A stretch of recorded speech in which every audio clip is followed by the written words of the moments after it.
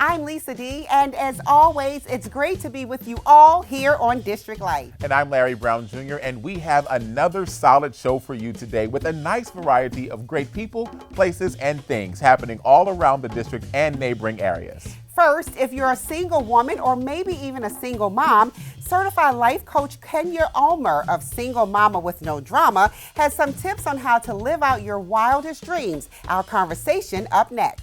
Also, about 60,000 people are diagnosed with Parkinson's each year. We'll show you how the Parkinson Foundation of the National Capital Area has formed its own community to rally around those with the disease and their caretakers. And we all appreciate some outdoor fun, so we take a deeper dive into one of the city's coolest parks, Meridian Hill.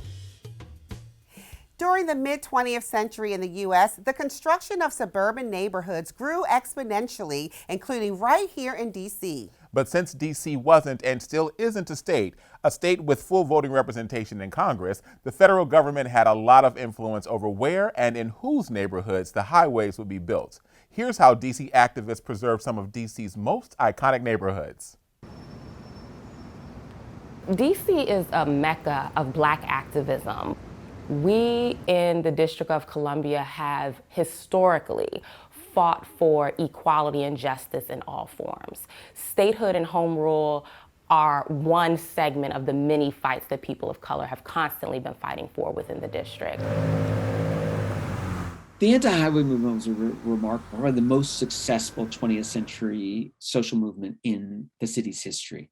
And it was remarkable because it occurred at a time when DC had very few levers of power to use. In the immediate post-World War II period, the DC suburbs grew exponentially. Between 1950 and 1970, that's 300,000 white DC residents moving to the suburbs. At the same time, you have about 200,000 African Americans moving to the area.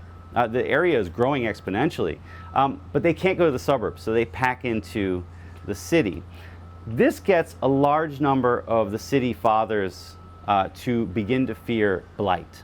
The idea that downtown is deteriorating, that the buildings are too old, but also that the wrong type of people are moving into downtown, and their very presence will keep the city from being able to attract middle class and white residents to the downtown. In the 1950s and 1960s, highways were seen as the pinnacle of progress. This was how cities revitalized themselves. You create this whole network of highways that would bring wealthy shoppers back to the city, let them come in and shop, and then they go back to their homes in the suburbs. And there were plans to level much of DC, many of the neighborhoods of DC, to create these massive highways, 10-lane highways. An activist named Sammy Abbott, when he realized his house was actually in the path of this proposed freeway, he launched a group called the Emergency Committee on the Transportation Crisis, the ECTC. And this was a multiracial group that positioned the fight in explicitly racial terms. They coined a slogan, "Don't put white men's roads through black men's homes." And this was to galvanize support to recognize that these highway plans were calling for the complete obliteration of major neighborhoods across the city. And we're talking Shaw, we're talking U Street, we're talking Brookland. And they're effectively able, through lawsuits filed by some of their members, through these protest campaigns, and just through the length of the protests, which literally spans the 60s going into the early 70s, they're finally able to get Congress to drop its demand that the entire highway plan be built before it's willing to release funds for the subway system. And in fact, the funding that was going to be dedicated for freeways ended up getting put towards the DC Metro. Those interviews and much more are part of DC TV's multi-part series about the history of Washington, D.C. and the city's fight for statehood, coming soon. Coming up, are you a single woman? How about a single mom? We've got some tips on how to be a single mama with no drama from certified life coach Kenya Ulmer. Those tips up next.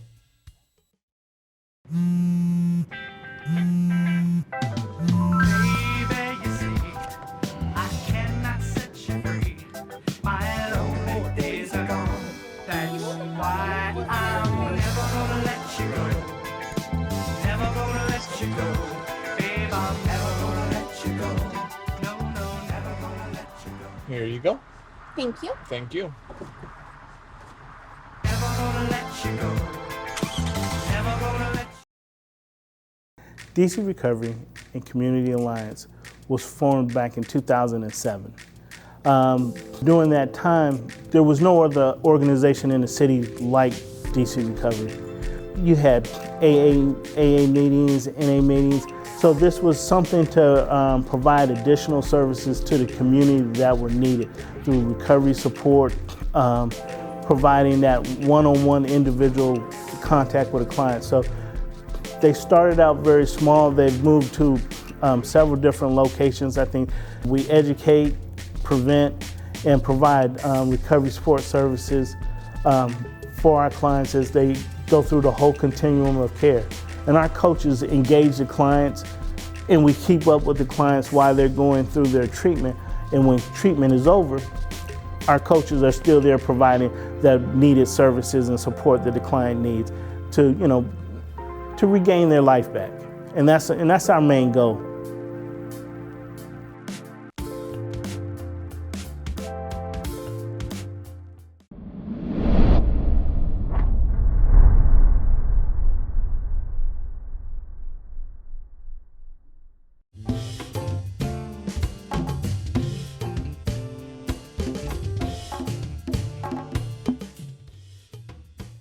Kenya Almer is a certified life coach, author, speaker, teacher, and the founder of the business Single Mama with No Drama.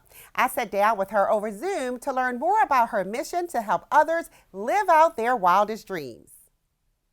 Hello, Kenya, and welcome to District Life. Thank you so much for joining me. Well, hello, Lisa. It's so good to be here. Thank you for having me. Thank you for coming. Now, first of all, I'd like to tell you that I love the name of your organization, Single Mama with No Drama. That sounds like you are a no-nonsense woman on a serious mission, and that is fantastic. Now, you started this business back in 2010. What was your motivation for wanting to create the organization, and how did you come up with that name? Sure. Thank you so much. So Single Woman with No Drama was born out of pain. I was working a fast-paced job in television, a comfortable 9 to 5, and I was a single mom, and my schedule abruptly changed to 11 to 7, and it was very hard on us, myself and my daughter included. When we have these jobs, sometimes things can get a little rough, and that's what happened with me. One day I was in the car, I had a conversation with God, and I said, God, I know you have more for me, and this isn't really doing it right now. Long story short, shortly after that, I fell and I broke my ankle. But I looked at it, I know, as my big escape, Lisa. That is when I started my business because I had time off from work. And Single Mama with No Drama was born. It started with the t-shirts and then the coaching and then the speaking. Awesome. Awesome. Now, I read on your website that it says to focus on the one, which is their self, instead of looking for the one. Can you tell us more about that and what it means and why it's important? Sure. Well, Lisa, as you know, times have certainly changed. Men would pursue women back in the day, and now the women are pursuing the men. And so, I got caught up in, wanting to, be in a relationship. And, there's nothing wrong with looking for love and wanting to be loved. We're human. But it is a problem when that's all you focus on, and then you forget who you were created to be. And like myself, I got caught up in a relationship way too long, and it was pretty much a setback, and I forgot who I was. So that's why it's really personal for me to help women to not chase the man, but get into your purpose, who you were created to be, so that you can be fulfilled, and that's where true joy and happiness comes from. Oh, wonderful. Wow, I'm feeling inspired already. Now, you said that you help women by giving them tips for living out their wildest dreams. Can you share a couple of those tips with us? Absolutely. So number one, we want to take the time to, write down what it is we really want. One of the first questions I ask my clients is, what would you do if you knew that you could not fail? And I challenge them to think big. And then number two, your dream, your goals should always be about helping someone else. What we go through in life, as I've mentioned from my story, it's usually not for us. It's to help someone else. It's about pulling someone else along and encouraging someone else. And, this is a trap right here. Number three, don't look at anyone else. When we compare, it causes us to lose our momentum. And I would advise getting off social media if you do have the comparison syndrome, because a lot of what we see is not true, and then you're bitter and you're jealous over things that really aren't true. So you just want to keep the blinders on and stay focused with what it is that you have been put on this earth to do. And number four, setbacks will happen. The pandemic is a setback. I was in a relationship for a very long amount of time that was a setback. Sometimes habits and things of that nature can be setbacks. But the cool thing about setbacks is that once we're past those setbacks, we can help someone else, and they can actually propel us into our destiny as well. And number five, you're encouraging someone else. Yes. All right, that is fantastic information. I feel like I've learned some things, so maybe I'm now a single mama with no drama. Come on. Well, if people would like to find out more about your organization, where can they go to get some information? Sure. Thanks, Lisa. You can reach me at singlemamawithnodrama.com. It's SINGLEMAMA withnodrama.com. I look forward to connecting with all of you. Oh, Kenya, thank you so much for joining us today. It's been a real pleasure. I've learned a lot, and we wish you the best with the success of your business. Thank you so much. Now, Lisa, you are a mama. Do you have any drama? Well, I used to have some drama. I used to be a drama queen, but now I'm drama free. So, hello, this is the new Lisa D. Wonderful. The Parkinson Foundation of the National Capital Area is helping those who are diagnosed with the disease live their lives to the fullest potential. An estimated 60,000 people are diagnosed with Parkinson's each year, and more than 30,000 are impacted here in the DMV. Its cause is unknown and there isn't a cure, but the PFNCA is improving the quality of life for those with the disease and their loved ones too. PFNCA is holding its annual Walk Off Parkinson's Awareness Program. We have hundreds of people here who have Parkinson's or have loved ones that have Parkinson's, and they're coming to learn more about the disease and to support each other. Parkinson's disease is a neurodegenerative disease. Usually starts average age around 60, sometimes younger, and it's a degeneration of a really small part of the area of the brain that causes most of the symptoms.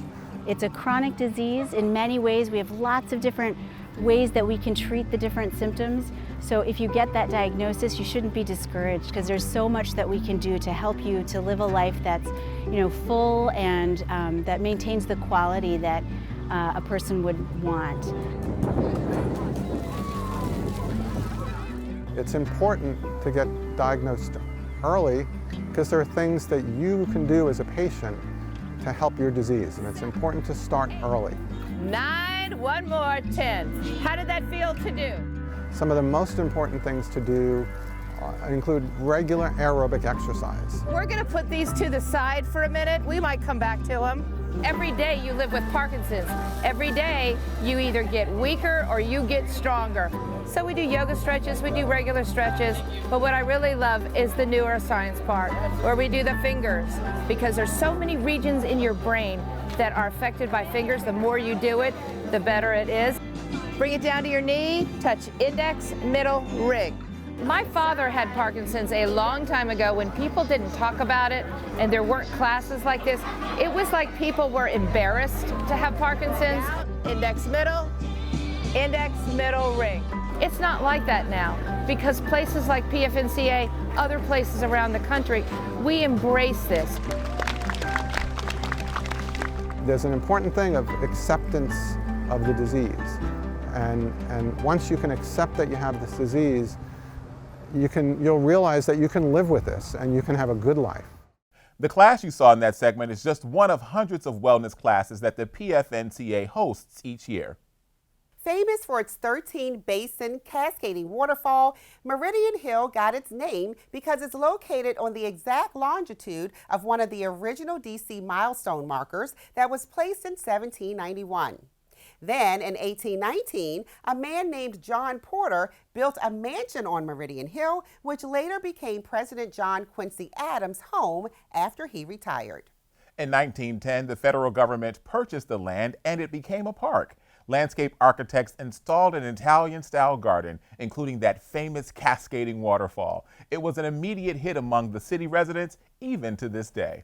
The overall theme for today's show is learning. We already spoke with a teacher/business owner, and we learned about the great things Parkinson Foundation has been doing. Moving on to our next story, some of the best lessons come from the older generation. Our own Carmen Stanley took a trip to one of Seabury Resources for Aging's location to learn the advice they had to give. What advice would you give younger people? What about young people? What advice would you give them? Live a good life, be good to everybody. We're way behind other nations, and I think the younger generation should take education more seriously. Don't sweat the small stuff. I have another question. If you can go back in time, what would you do differently? Nothing. My life has been good. Actually, nothing. That's my life. I would have been more patient with other people, with my friends, and as a result of that, I would have spent more time with them while they were still alive for me to spend time with. I think I would spend some more time with some relatives here. What's the weirdest fad of your youth? The weirdest fad, like a trend? Weirdest trend of my youth. Puffballs and booty shorts. We call them hot pants, though. And our generation calls them booty shorts, and we call the puffs, the side puffs. You didn't like the side puffs and the booty shorts? No, I did like them. And the go-go boots? Oh, yes. Oh, I guess race, you know, racial segregation, and I had somebody just because of their skin color. That doesn't make any sense. Last question, how would you like to be remembered? As a friend. As a friend. I've had some very good romances in my life, and I would like people just to say, you know, it was nice to know Dave when he was around. You know, I don't really get into people who are not nice. I try to avoid that. If I do, I just move away, and that takes care of it. Right. How about that? Yeah, I agree. Like she said, just walk away. Yeah, just walk away. Well, most times, unless they say something to me personally that I don't like, I will come back like a tiger. No doubt. You know. Watch out for you. Well, that was some amazing advice. It was. Was there one that stuck out most to you? Yeah, I like when she said, you know, when people say things you don't like, sometimes just walk away. You know, you have to. Keep the peace. To keep the peace. A soft answer turns away wrath. And you are not a mama with drama. No, you're not. No, you're not. That's all right. right. Coming up, we hear how the child of an incarcerated father is breaking the cycle. Okay, Dad. 1, 2, 3.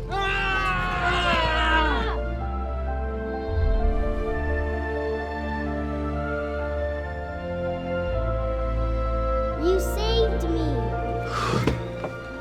Dad? Are you okay? I'm fine, dear. Your hero needs you now, and AARP is here to help. Find the care guides you need at aarp.org/caregiving. DIW was founded in 1987 by the late Fabian Barnes, who was a soloist for the Dance Theater of Harlem for 15 years. And he founded it for a really special reason. He wanted to afford students like him the same opportunity to do what dance did for him, which was transform his life.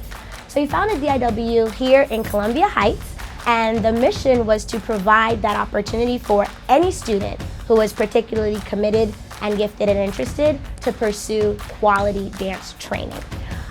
We have been operating DIW for now over 30 years. We are so proud to annually matriculate 100% of our students into either the workforce, the dance industry, or the actual university circuit. And some of them get full scholarships, some of them get opportunities to train professionally right out of high school, and we really owe that to Fabian.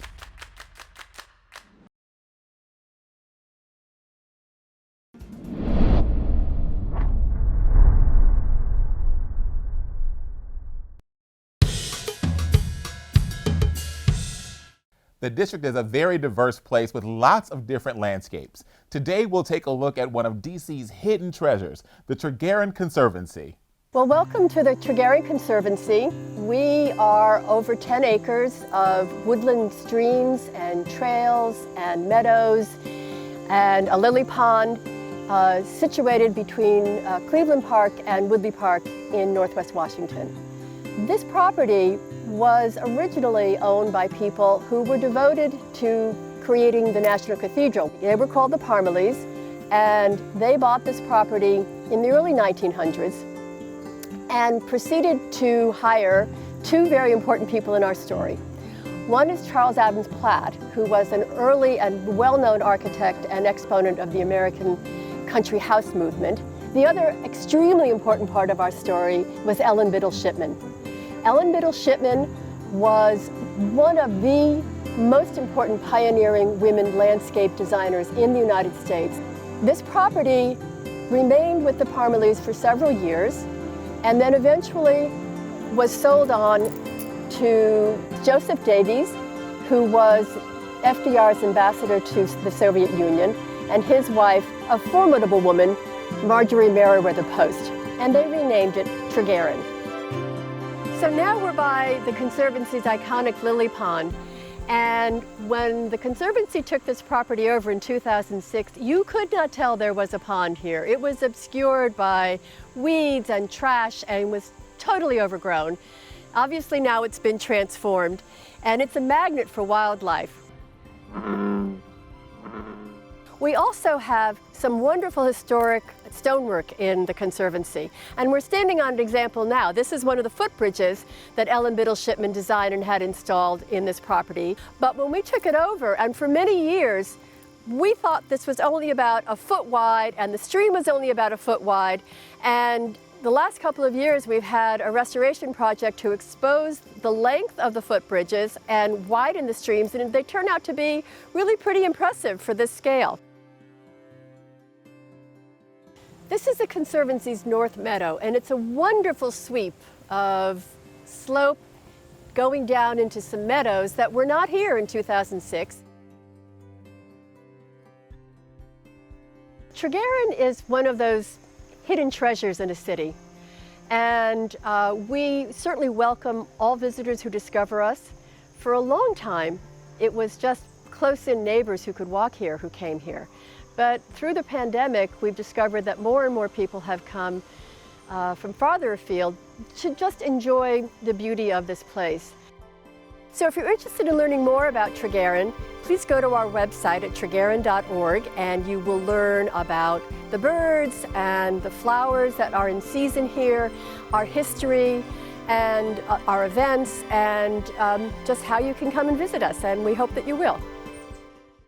In June 2021, over 1,400 people were incarcerated by the D.C. Department of Corrections. According to the National Resource Center on Children and Families of the Incarcerated, more than 2.7 million children in the U.S. had an incarcerated parent in 2014. On this next segment that we called Ward Warrior, we're introducing you to Yasmin Arrington, the child of an incarcerated father who is breaking the cycle. Being with our scholars and alumni is the most amazing feeling ever. I feel like even though I'm close to their age, I feel like a proud mom. What kinds of, both when you three were in college, what types of topics and things would be helpful for, like if you could sit under an expert for 30 minutes to an hour, what kind of things would you want to talk about, would you want to learn about? For young people, young adults who have incarcerated parents, going to college, where a lot of times we're the first or maybe the second in our families to go to college and or to graduate from college. Budgeting, these are really great ideas. It opens up opportunities, it opens up networks and new worlds to us and resources, and it allows us to become wealth builders, to break out of cycles of poverty and incarceration in our families. Full transparency, like I had to build up my credit before I even purchased the car, you know? So if I had known, I would have started that process when I was in college, you know, versus waiting till after I got out of school. Even our meetings, we were never meeting in like this dark room or anything where it's like, this is a secret, you know, you should feel shame, stigma, or judgment, but really like this is an experience that is a part of your life, and here's how other people are dealing with that too. Being part of scholarships makes you feel united, and it makes you feel like you're part of a big family. Right now I'm currently attending Northern Virginia Community College in hopes of transferring to a four-year university. Right now I'm a pre-med student at George Washington University, and I'm a medical assistant for an OBGYN in Bethesda. Society says that a child of an incarcerated parent should end up in jail or not finish school, let alone college. But here we are today thriving in all of our respective areas, and that is thanks to scholarships and our tribe, our family who's been supporting us all along the way. To date, Scholarships has awarded over $300,000 in college scholarships to college-bound youth and young adults. Next week, we'll look into some of the important accommodations offered to people with different disabilities at the newly renovated MLK Library in downtown D.C. That library thinks of you as an intricate part of that community. You're not just a second-class citizen. Well, that does it for this week's episode of District Life. We always love your feedback, so get in touch on Facebook, Instagram, and Twitter. You can find us by searching for Your DC TV. And if you know someone in your neighborhood who's doing things that should be featured on our airways, let us know about it. We're always looking for great tips from our community. Hit us up on social media at Your DC TV, and thanks so much for watching. We'll see you next time. Now, where are you going to go to this Meridian Hill Park, or are you going to go to the Conservancy? Yeah, I'm going to go to the park, but I need to make sure that, I'm a mama with no drama, so I have to talk to my significant other, because I did have a little drama last night, so I'll fix that. We need no drama. Absolutely no drama. Zero zilch nada. That's right. Where are you going to go? I'm going to go to Meridian Hill. I love Meridian Hill Park with the drumming circles on Sundays. Like, it speaks to my soul. I love it. Well, we should all double date sometime. We can. Make it a family thing.